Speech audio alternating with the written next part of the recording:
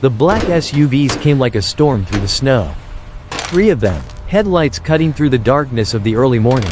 The engines were loud enough to wake the whole street. But this street didn't have neighbors who complained. Only mansions. Only iron gates. Only people who knew not to ask questions. It was 1:58 in the morning. The temperature was -12 degrees. The kind of cold that turned breath into ice crystals. The kind of cold that killed. The lead SUV stopped hard. Brakes screeching. Snow spraying. The back door flew open before the vehicle even stopped moving. He stepped out. Tall. Broad shoulders filling the doorway. Black coat perfectly tailored. Dark hair cut precise and clean. A face carved from stone and discipline. Eyes the color of cold steel. A thin scar near his left eyebrow. The only mark on an otherwise perfect face. This was a man who commanded rooms without speaking. A man who made grown men look at the floor. A man who had built an empire on fear and control. But right now, his face showed something no one had ever seen before. Panic. "Sir, we should," one of his guards started. He didn't hear them. He was already running. His $1,000 leather shoes slipped on the ice. He didn't care. He kept moving toward the mansion gate. Toward the thing that made his blood turn to water. His daughter. She was sitting in the snow. Bareheaded. Her dark hair stuck to her wet cheeks. Her expensive winter coat torn at the shoulder. One glove missing. Her small body shaking so hard it looked like she might fall apart. She was crying. Not the crying of a hurt knee or a broken toy. The crying of someone who thought the world was ending. And she was wrapped in the arms of a stranger. A woman he'd never seen before. Thin. So thin he could see the shape of her bones through her clothes. Her lips were blue. Her hands purple with cold. She wore a threadbare sweater with holes at the elbows. An oversized coat that looked like it came from a donation bin. Mismatched gloves. One red, one gray. Both with fingers poking through. A homeless woman. She was curled around his daughter like a shield. Like she was trying to protect her from the whole world. A blanket barely big enough for one person covered them both. The woman was shivering violently. Her teeth chattering so loud he could hear it from 10 feet away. But her arms never loosened. She held his daughter tight. Safe. Warm as she could make her. The guards surrounded them. Guns ready. Voices sharp. Step away from the child. Hands where we can see them. Don't move. But he held up one hand. A silent command. Everyone went quiet. He walked forward slowly. Like he was approaching something sacred.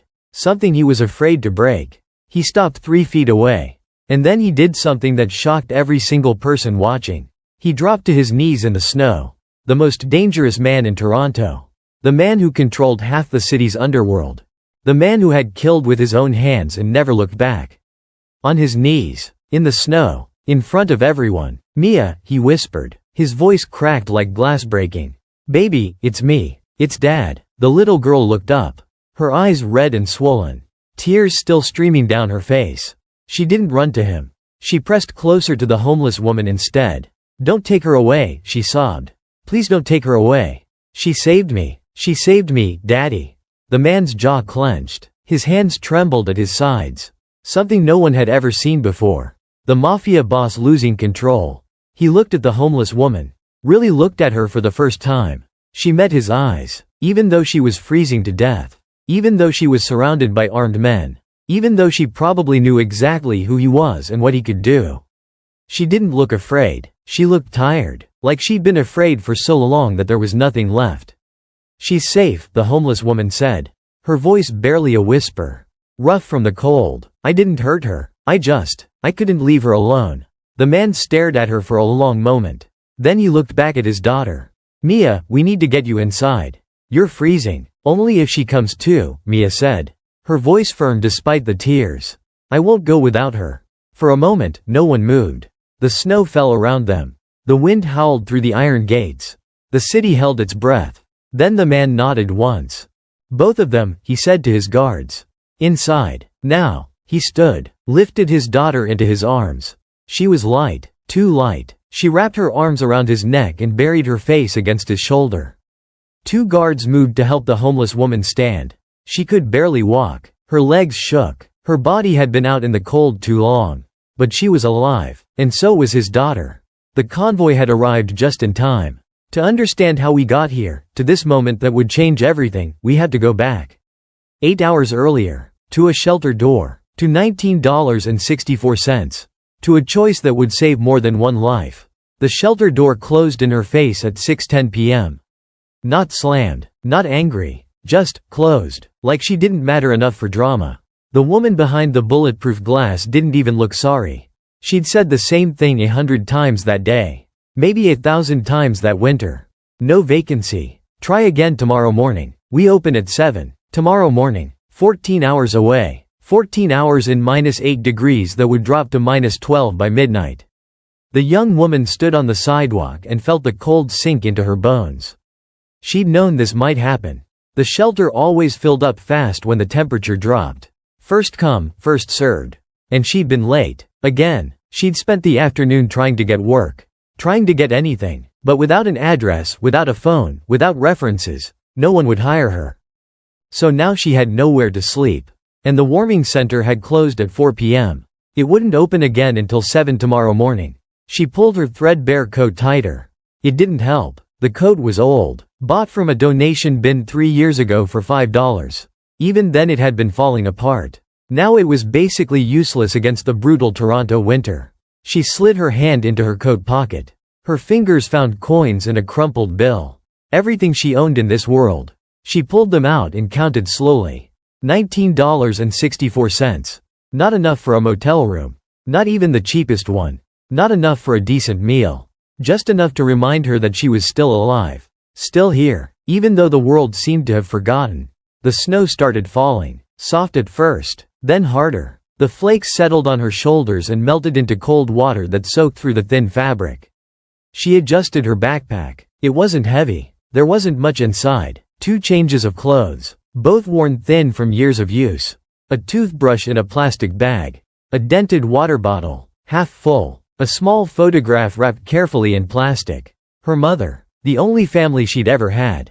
Gone 9 years now. And a hand-knitted scarf. Soft, warm, the last thing she had from before her life fell apart. The scarf was folded at the bottom of the bag. She couldn't bring herself to wear it. It was too precious. The last piece of love she'd ever received.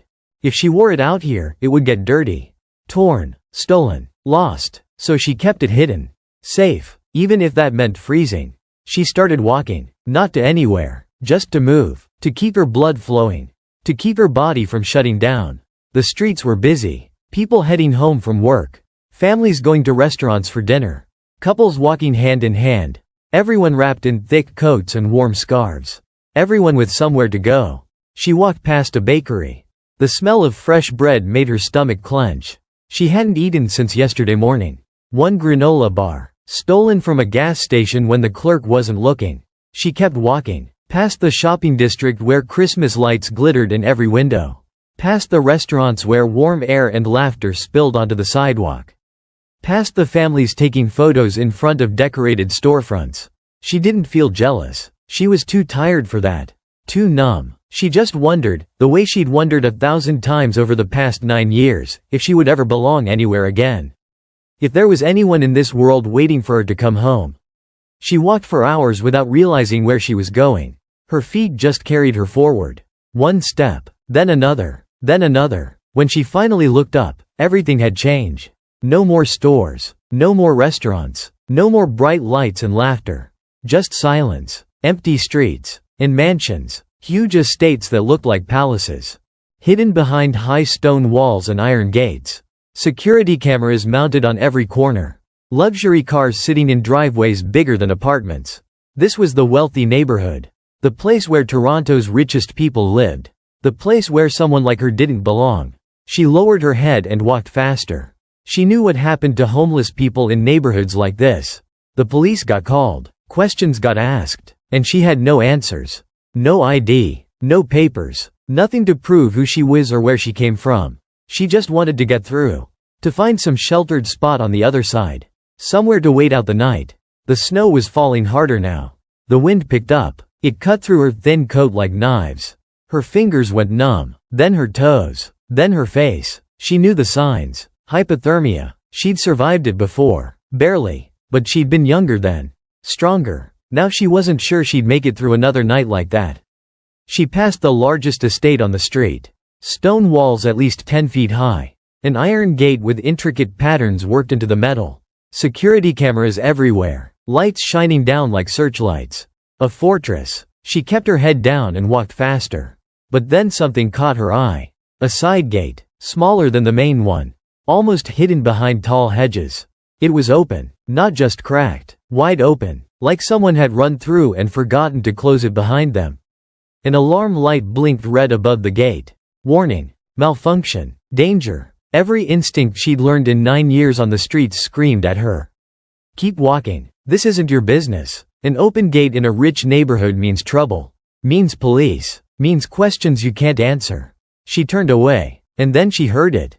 Crying, thin and desperate, like a wounded animal, like someone dying, but it wasn't an animal.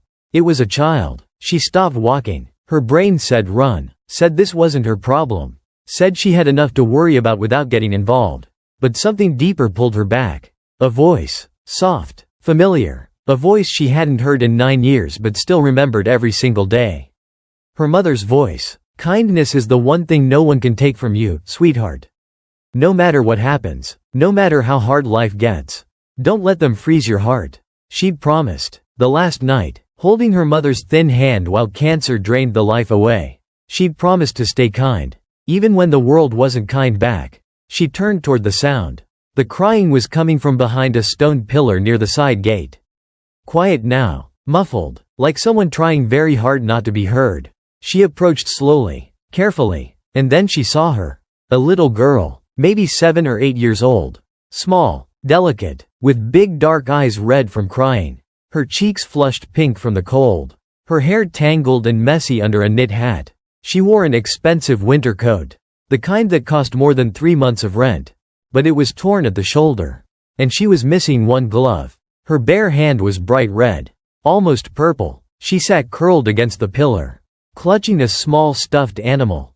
A bear, worn at the seams, one eye missing. When she saw the homeless woman, she didn't scream, didn't run. She just stared with those big terrified eyes. Please, the child whispered. Please don't call the police. The homeless woman blinked. That wasn't what she'd expected. A lost child should want the police. Should want help. Should want to go home. Unless home was the thing she was running from. Are you hurt? The homeless woman asked softly. She kept her distance. Didn't want to scare the child more. The little girl shook her head. I'm okay. I can't go back. Not yet. Where are your parents? The child's face crumpled. Fresh tears spilled down her cheeks. I don't know. I ran away. I saw something I wasn't supposed to see and I got scared and I ran and now I'm lost and I don't know how to get home and I'm so cold. The homeless woman looked around. The street was empty. The other mansions were dark and silent. No one was coming to help. She looked back at the child. At the bare hand turning purple. At the tears freezing on small cheeks. At the body shaking with cold and fear. She made her choice. Okay, the homeless woman said. It's okay. I'm going to help you. But first, we need to get you warm. She approached slowly, knelt down beside the child. Up close, she could see how bad it was. The child's lips had a blue tint. Her breathing was shallow and fast. Early signs of hypothermia. What's your name? The homeless woman asked gently. Mia. Hi, Mia. I'm going to try to find help, okay? But while I do that, I need you to stay as warm as possible. She opened her backpack, pulled out the hand-knitted scarf. The one she'd been saving. Protecting, keeping safe. Her mother had made it. In the last months of her life. When her hands could barely hold the needles. Stitch by stitch, thread by thread, each one holding a mother's love. It was the only thing the homeless woman had left from her old life. She wrapped it around Mia's neck. Tucked it gently into the torn coat. There, that'll help. Mia looked up at her. Surprised. But, won't you be cold? I'll be okay. You need it more than me. She stood and looked around. The main gate to the mansion was closed. Locked tight. But there was an intercom. A button mounted on a stone pillar. She pressed it. Waited. No answer. She pressed it again. Held it down longer. Still nothing. She tried 5 times. 10 times. 20 times. Only silence answered. Inside the mansion, the housekeeper was sleeping deeply.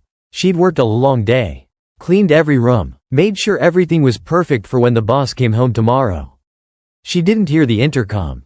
Didn't hear anything. Outside, the homeless woman's heart sank. She pulled out her pockets. Turned them inside out. looking for something she already knew she didn't have. No phone. She hadn't had a phone in 2 years. Phones cost money, cost a plan, cost an address, things she didn't have. She looked down at Mia. The child was getting worse. Her shaking had slowed. That was bad. That meant her body was shutting down. Giving up. Stay here, the homeless woman said. I'm going to find someone. Anyone. She ran to the nearest mansion. About 50 meters away. Knocked on the gate. Pressed the intercom. Shouted. No answer. The lights stayed off. She ran to the second house. This time she saw a security camera turned toward her. Its red light blinking. Someone was watching. She waved her arms. Please. There's a child. She needs help. Please. The camera just watched. The door stayed closed. No one wanted to open for a homeless stranger at midnight. Even if she was begging for help. Even if a child was dying. She ran to a third house. A dog barked from inside. Loud and aggressive. Then suddenly quiet. Like someone had silenced it. Then nothing. No one opened. No one cared. This was the rich neighborhood. Where people built high walls to keep the world out. Where a life could end right on their doorstep and they still wouldn't open the door. The homeless woman ran back to Mia. And her heart stopped. The child had slumped over. Her head against her chest. Her eyes half closed. Her skin pale like wax. No, no, no, no. She dropped to her knees and shook Mia's shoulder gently. Mia, stay awake. You can't sleep. Please stay awake. Mia's eyes fluttered open. Dull. Exhausted. I'm tired. Just let me rest. Just a little. No. The homeless woman's voice cracked. If you sleep in this cold, you won't wake up.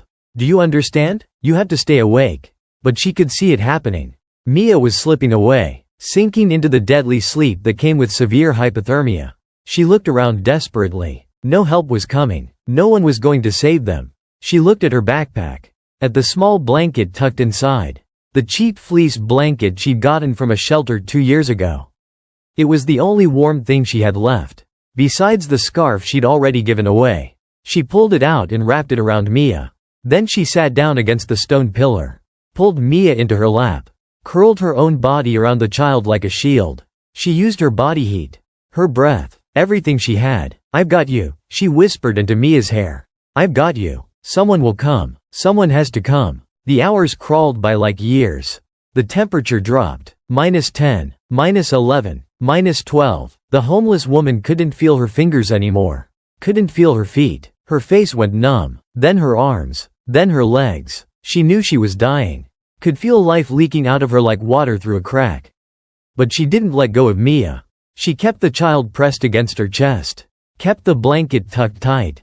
Kept breathing warm air onto Mia's frozen face. Mia stirred. Her eyes opened. For a moment, they were clear. Why are you doing this? She whispered. You don't even know me. Because you needed someone, the homeless woman said. Her voice was barely there now. And I was here. My dad is scary sometimes, Mia said quietly. He does bad things. I saw him. I saw him hurt people. And I got scared and I ran. That must have been very frightening. But you're not scared. I've been scared for a long time. There's not much left to be afraid of now. Mia looked up at her. Really looked. You're an angel, aren't you? God sent you. The homeless woman wanted to laugh. But she didn't have the strength. I'm not an angel, sweetie. I'm just someone who made a promise a long time ago. What promise? To stay kind, even when the world isn't kind back. Mia's eyes filled with tears. You're dying for me, maybe, but you're still breathing. That's enough. The child pressed closer. I don't want you to die. Then stay awake with me. Tell me a story. Tell me about your favorite thing. And Mia did. She talked about her stuffed bear. About her grandmother who didn't remember things anymore but still gave the best hugs. About her older brother who pretended to be mean but brought her ice cream when she was sad. She talked until her voice faded. Until her eyes drifted closed again. The homeless woman held her tighter. Someone will come, she whispered. I promise. Someone will come. At 1 a.m., 300 kilometers away, a man sat in a hotel suite and couldn't sleep. He just closed a deal worth $7 million. It had gone perfectly, exactly as planned, but he felt wrong, like something was pulling at him. Like someone was calling his name from very far away. He'd tried calling home, 3 times, 4 times, 5 times, no answer. Maybe the housekeeper was sleeping. Maybe everything was fine, but the feeling wouldn't leave. He stood, paced the room, looked out the window at the city below. Made a decision. He grabbed his coat, his keys, walked out to where his right-hand man was standing guard in the hallway. "We're leaving. Now, sir? The morning meeting. Cancel it. We're going home." They drove through the night. Through the snow and the darkness. 3 hours of white knuckles and bad feelings. The man couldn't explain it. He just knew something was wrong. His mother, his son, his daughter. Something was wrong. At 1:58 a.m., the convoy turned onto his street. The snow was falling so hard the windshield wipers could barely keep up. He pressed the button for the gate remote. The iron gate swung open slowly. The headlights swept across the courtyard. And his world stopped. His daughter, his Mia, sitting in the snow by the gate. In the arms of a stranger. Both of them barely moving. "Stop the car," he roared. He threw open the door before they fully stopped. His shoes slipped on the ice. He didn't care. He ran. His guards surrounded them, weapons drawn, voices sharp. But he held up his hand. Silence. He walked forward, stopped 3 feet away, and dropped to his knees. "Mia," he whispered. "Baby, it's me. It's Dad." She looked up at him with those big dark eyes. Red from crying, exhausted, terrified. And she didn't run to him. She pressed closer to the stranger instead. "Don't take her away," she sobbed. "Please don't take her away. She saved me." He looked at the homeless woman. Really looked. Thin, shaking, lips blue, skin gray, dying. But her arms were still locked around his daughter. Still protecting her. "She's safe," the homeless woman whispered. "I didn't hurt her. I couldn't leave her alone." For a long moment, no one spoke. Then he nodded. Both of them inside. Now, he carried Mia himself. She weighed almost nothing. When had she gotten so light? She buried her face in his neck and cried. Deep, shaking sobs that tore something loose in his chest. 2 guards helped the homeless woman stand. She couldn't walk on her own. Her legs buckled. They had to carry her. Inside, the mansion erupted into chaos. The housekeeper appeared at the top of the stairs. Saw Mia. Saw the stranger. Her hand flew to her mouth. "Get blankets," the man ordered. His voice was ice-cold steel. "Hot water. And call Dr. Harrison. Tell him I need him here now." "Yes, sir." She ran. He laid Mia on the sofa near the fireplace. The warmest spot in the house. She grabbed his hand, held tight. "Don't leave me. I'm not going anywhere, baby. I promise." The guards laid the homeless woman on the other sofa. She was unconscious now, her breathing shallow and weak. The man looked at his right-hand man. A big man with an expressionless face and eyes that missed nothing. "What happened?" "I don't know, sir. But the side gate alarm was triggered at 10:43 p.m. No one responded. The man's jaw clenched. Someone would pay for that. Later. Right now, his daughter was alive. That was all that mattered. Dr. Harrison arrived 30 minutes later. He was a man in his 50s. Calm, professional, used to being called in the middle of the night for things that couldn't go to a hospital. He examined Mia first. Temperature, heart rate, blood pressure, mild hypothermia, he said. "She'll recover with warmth and rest." Another hour out there. He didn't finish the sentence. He didn't need to. The man's hands clenched into fists. His daughter had been an hour from death. While he was away, closing deals, playing power games, Dr. Harrison moved to the homeless woman. His face grew grave. "This one is worse. Severe hypothermia. Core temperature is 32 degrees. Severe malnutrition. Dehydration." He looked up. When was the last time she ate? No one knew. The doctor carefully removed her wet coat, her torn sweater. Then he stopped. His hands froze. "Dear God." The man stepped closer. "What?" Dr. Harrison didn't answer, just slowly peeled back the fabric. And everyone in the room went silent. Her back. It wasn't the back of a normal human being. Long scars tangled like a spiderweb. From her shoulders to her lower back. Scars from a whip. From lashes struck again and again until the flesh couldn't heal cleanly. Burn marks scattered across her skin. Round, deliberate, the size of cigarette tips. And on her wrists, deep grooves. The unmistakable marks of chains. Of iron bindings worn for years. Dr. Harrison had been a physician for 30 years. He'd seen victims of abuse. Of torture. Of crimes too terrible to name. He knew what these scars were. He knew where they came from. "This woman has been through hell," he whispered. His voice shaking despite his effort to stay professional. "Years of it. Whoever did this to her, they weren't trying to hurt her. They were trying to break her." The man stood rigid, his gray eyes locked on those scars. He'd seen violence, had ordered deaths, had witnessed cruelty. But this was different. This was violence against someone innocent. Someone who'd given everything to save his daughter.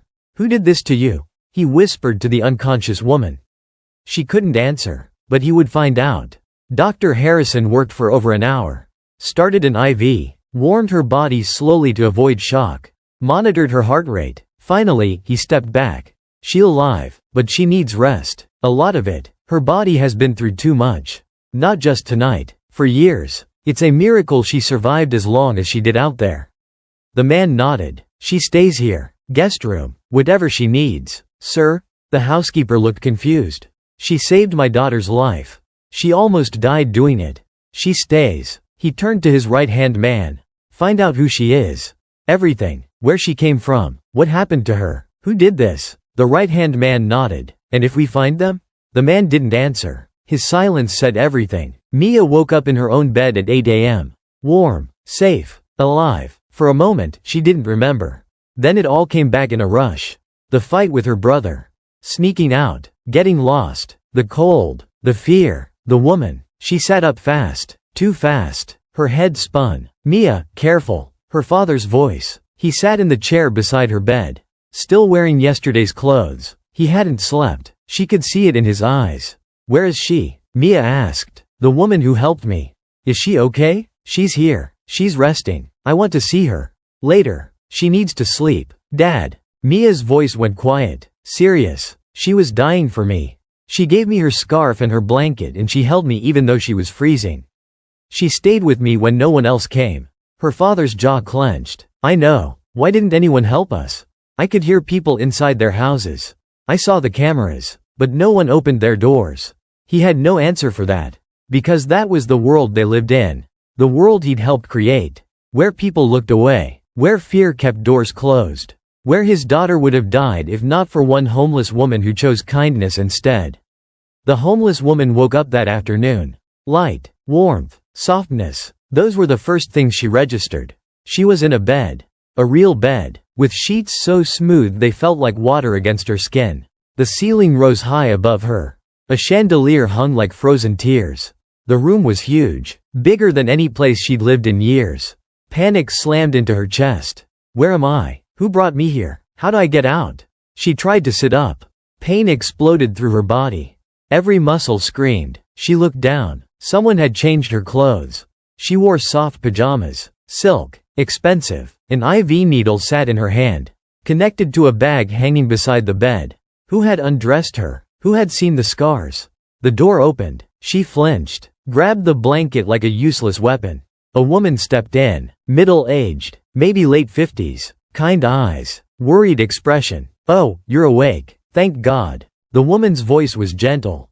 "Please don't move too fast. You've been through a lot." "Where am I?" "The Blackwood estate. I'm Patricia. The housekeeper." Blackwood. The name meant something. She couldn't remember what. "The little girl?" she asked. "Mia's fine. Thanks to you. You saved her life, dear." Relief flooded through her. The child was alive. That was all that mattered.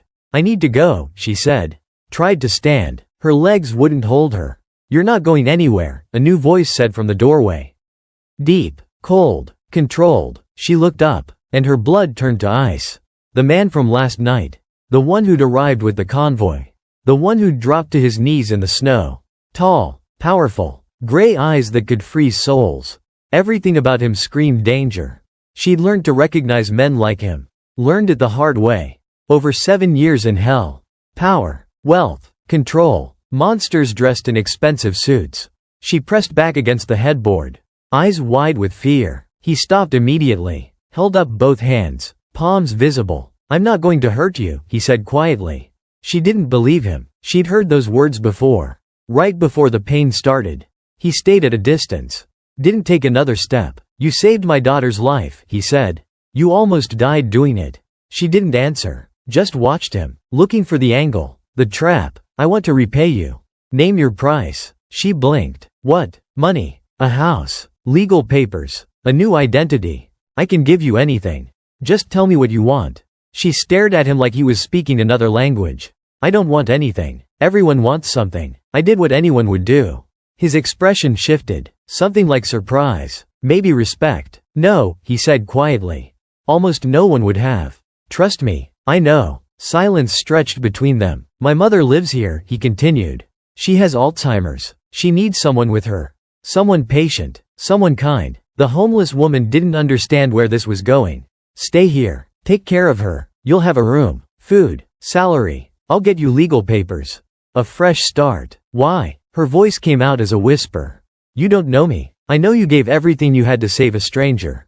That tells me enough. She wanted to refuse. Wanted to run. She didn't trust anyone. Especially not powerful men with kind words and pretty promises. But God, she was tired. So tired. 9 years of running. 9 years of fear. 9 years of wondering if she'd die alone in some alley. I'll think about it, she heard herself say. He nodded. Take your time. You're safe here. Safe. She'd stopped believing in that word years ago. But looking at him now, seeing the worry in his eyes, the exhaustion in his face. Maybe, just maybe, he meant it. The right-hand man's name was Marcus. He stood in the office 3 days later with a thin file in his hands. I found what I could, he said. It's not much. She barely exists on paper. The boss, the man who'd built an empire on knowing everyone's secrets, leaned back in his chair. Tell me, she's 27, no last name on record. The shelter workers called her Emma. That might not even be real. Keep going. Her mother died 9 years ago. Cancer. They couldn't afford treatment. After that, Marcus paused. After that, there's nothing. Like she vanished. People don't just vanish. No, they don't. Marcus set the file down. I dug deeper. Off the books. The boss waited. In 2015, right after her mother died, she answered an ad from a job agency. Good pay. Fresh start. A chance at a new life. And? The agency was a front. For a human trafficking ring.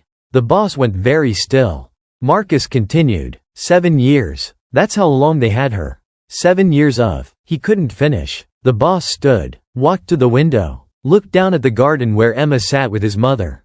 Both wrapped in blankets. Talking about something. The scars, he said quietly. Yeah, the scars. Who ran it? Marcus hesitated. Something rare for a man who'd seen everything. Dmitry Volkov. The name hit like a physical blow. Dmitry Volkov. His rival in the underworld. The man he'd fought for years over territory and power. The man who ran a trafficking ring. A ring the boss had known about. And looked away from. Because it wasn't his business. Because as long as Volkov stayed in his lane, the boss didn't care what he did. Now he was looking at the consequence of that choice. Emma's scarred back. 7 years of torture. All because he decided not to care. How did she get out? FBI raid in 2022. One of Volkov's facilities got hit. She escaped in the chaos. Has been living on the streets since. No papers. No identity. Invisible. The boss turned from the window. Start gathering intel on Volkov's operation. Everything. Every warehouse. Every route. Every person who works for him. Sir, I want to know where he sleeps. What he eats. Who he trusts. I want his whole world mapped out. Marcus nodded slowly. And then? The boss's gray eyes went cold. Then we burn it all down. Emma had been living at the mansion for 2 weeks. She still wasn't sure if it was real. If it would last. If she'd wake up one morning back on the streets. But for now, she had a room. A bed. 3 meals a day. And Margaret, the boss's mother, was 76 years old. Silver hair. Thin hands. A face that must have been beautiful once. She had Alzheimer's. Some days she didn't know where she was. Didn't know her own son. But she always smiled when Emma walked into the room. There you are, she'd say. Every morning. Like Emma was someone she'd been waiting for her whole life. Emma read to her. Helped her get dressed. Walked with her in the garden. Margaret told stories. They jumped around in time. Mixed past and present. Real memories and imagined ones. But Emma didn't mind. She just listened. One afternoon, Margaret looked at Emma and her eyes went clear. Sharp. Present. You have kind eyes, she said. Real kindness. It's rare these days. Emma didn't know what to say. My husband had kind eyes too, Margaret continued. Richard. He died 10 years ago. I miss him every day. He sounds like he was wonderful. He was. Margaret took Emma's hand. You remind me of someone. My daughter. Evelyn. She died when she was young. Car accident. I think about her every day. Tears slipped down Margaret's wrinkled cheeks. I'm sorry, Emma whispered. Don't be sorry, dear. Just stay. Please stay. I've lost too many people. I can't lose you too. Emma squeezed her hand. I'll stay. It was a promise she didn't know if she could keep. But looking at Margaret's hopeful face, she wanted to try. 18. The boss had a son. Ethan, 15 years old, sharp eyes, guarded expression. He came home from boarding school that weekend and looked at Emma like she was a snake in his house. Who are you? Cold, suspicious. I'm Emma. I'm helping take care of your grandmother. Right. He didn't believe her. She could see it. Over the next few days, he watched her. All the time, looking for the angle, the trap. Emma understood. She'd learned not to trust anyone too. Especially people who showed up out of nowhere with kind smiles. One night, she found him sitting on the stairs. Face in his hands, shoulders shaking. She almost walked away. He wouldn't want her to see him crying. But something made her stop. Bad dream? She asked softly. He looked up, eyes red, furious at being caught. It's none of your business. You're right. I'm sorry. She turned to go. Wait. She stopped. He looked at her. Really looked. Why are you really here? Your father offered me a job. A place to stay. I needed both. That's it? No other reason? What other reason would there be? I don't know. Everyone wants something from this family. Money. Power. Connections. Emma sat down on the stairs. Not too close. Giving him space. I don't want any of those things, she said quietly. I just want to be warm. To be safe. To have enough to eat. That's all. He studied her face, looking for lies. My mom died, he said suddenly. When I was a baby. I don't even remember her. I'm sorry. Everyone says that, but they don't mean it. I do mean it. I lost my mom too. 9 years ago. It still hurts. Something in his expression cracked. Just a little. Does it ever stop hurting? Emma thought about it. No, but you learn to carry it. The pain becomes part of you. And that's okay. They sat in silence for a long time. Finally, Ethan stood. I'm going to keep watching you. I don't trust Easy. I understand. But, he hesitated. Thanks. For not telling me to stop crying or man up or any of that garbage. Crying doesn't make you weak. It makes you human. He almost smiled. Almost. Then he went upstairs. Emma sat alone in the dark and wondered if maybe, just maybe, she could belong here after all. That night, Emma couldn't sleep. She kept thinking about the mansion. About Margaret's kind eyes. About Mia's tight hugs. About Ethan's guarded hope. About the boss. The man with steel gray eyes who looked at her like she was a puzzle he couldn't solve. She got up, went downstairs for water. The mansion was dark, silent. As she passed the office, she noticed a light under the door. Voices. She should have kept walking. But something made her stop. The warehouse is confirmed, Marcus's voice. 12 girls. Youngest is 14. Emma's blood went cold. When do we move? The boss's voice. Ice cold. Lethal. Tomorrow night. Casualties? Volkov's men. Yes. Then there will be casualties. No witnesses. No loose ends. No witnesses. No loose ends. Emma had heard those words before. In 7 years of hell. From the men who'd held her. Who'd hurt her. Her hands started shaking. The boss. The man who'd saved his daughter, who'd given Emma a home, was planning to kill people. He was a criminal. A murderer. And she was living in his house. She ran back to her room. Grabbed her backpack. Started shoving clothes inside. She had to leave. Had to run. Had to. Going somewhere? She spun around. The boss stood in her doorway. Face calm. Eyes watching. She backed up until she hit the wall. Stay away from me. You heard. I heard enough. You're going to kill people. Yes. You're a monster. He didn't deny it. Just stepped into the room. Closed the door behind him. She looked for an escape. There wasn't one. Listen to me, he said quietly. I know what you heard sounded bad. Sounded bad? You're planning a massacre. I'm planning a rescue. She stopped. Blinked. What? He moved closer. Not threatening. Just tired. The warehouse Marcus mentioned. It's run by Dmitry Volkov.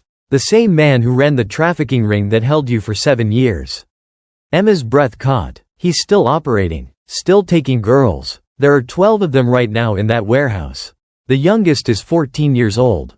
Her legs went weak. Tomorrow night, we're going to get them out. We're going to give them the chance to be free. To be safe. By killing people. By stopping the men who would hurt them. Yes. Emma stared at him. Why? Why would you do that? Because my daughter trusted you more than she trusted me. Because you almost died for a stranger. Because someone should have saved you 9 years ago and no one did. His voice dropped. Raw. Honest. I can't change what happened to you. I can't give you back those 7 years. But I can make sure no other girl loses theirs. Emma's eyes filled with tears. I don't know what to think anymore. Then don't think. Just stay. One more night. If you still want to leave after tomorrow, I won't stop you. He turned and walked out. Emma stood alone in her room. And for the first time in 9 years, she didn't know if she was looking at a monster or a savior. Emma didn't sleep that night. She sat by her window. Watched the darkness outside. At midnight, she saw the boss and Marcus get into a car. Drive away into the snow. She didn't know where they were going. Didn't want to know. But she couldn't stop thinking about what he'd said. 12 girls. Youngest 14. Girls like she'd been. Scared. Alone. Hopeless. The hours dragged by. At 5 a.m., she heard an engine. The car was back. She watched the boss step out. There was blood on his sleeve. Dark red against white fabric. She knew it wasn't his blood. He moved too easily. No sign of injury. She should have been horrified. Should have been sick. But all she felt was a strange, hollow relief. She went downstairs. Met him in the hallway. He stopped when he saw her. Surprised. The girls, she said quietly. Are they safe? He nodded. FBI has them now. They'll get care. Protection. A chance to rebuild. And Volkov? A pause. Handled. She understood. Volkov was dead. The man who'd run the ring that destroyed her life. Who'd hurt hundreds of girls. Who'd scarred her back and broken her spirit. Dead. She should have felt guilty for being glad. She didn't. Good, she whispered. The boss stared at her. Clearly not expecting that reaction. You're not horrified? I spent 7 years in his hell. I've dreamed about someone burning it down every single night since I escaped. I just didn't think anyone actually would. Something shifted in his expression. You're not leaving. It wasn't a question. No, she said. I'm not leaving. 3 weeks passed. Emma settled into a routine. Wake up. Help Margaret get dressed. Eat breakfast with the family. Read in the garden. Help with dinner. Talk with Ethan about his homework. Tuck Mia into bed. It felt like family. Strange. Broken. Complicated. But family. Then the threats started. Photos. Slipped under the gate. Left on the doorstep. Photos of Emma in the garden. Photos of her with Mia. Photos of her leaving the mansion. Someone was watching. Following. Waiting. Marcus showed them to the boss one afternoon. Volkov's men. The ones who survived. They know she's here. They know she escaped during the FBI raid 2 years ago. They want her back. Why? She's evidence. The only victim who got away and is still alive. If she testifies, the whole operation could fall apart. The boss's jaw clenched. She won't testify. I won't let her go through that. They don't know that. They see her as a threat. And they want to eliminate the threat. Emma stood in the corner of the office. Listening. Her face pale. I should leave, she said quietly. I'm putting everyone in danger. Margaret. Ethan. Mia. You. No. The boss's voice was steel. If I go, they'll follow me. They'll leave you alone. He walked over to her. Took her shoulders gently. You're not running anymore. This is your home now. They want to take you? They'll have to go through me first. Ethan appeared in the doorway. No, he said, his voice shaking but firm. She's not leaving. Everyone turned to look at him. Ethan, the boss started. She promised Grandma she'd stay. She promised me. You don't get to break that promise. He walked over to Emma. Stood beside her. We're Blackwoods. Danger is in our blood. At least now we have something worth fighting for. Emma's eyes filled with tears. Mia ran in from the hallway. Must have been listening. She grabbed Emma's hand. Please don't go. Please. I'll be good. I promise I'll be good. Oh, sweetie, you are good. This isn't about you. Then stay. Stay with us. We need you. Emma looked at the boss. Then at Ethan. Then at Mia. A mafia boss with blood on his hands. A teenager who'd lost his mother. A little girl who'd almost died in the snow. The strangest family in the world. But hers. Okay, she whispered. Okay, I'll stay. Promise? Mia asked. I promise.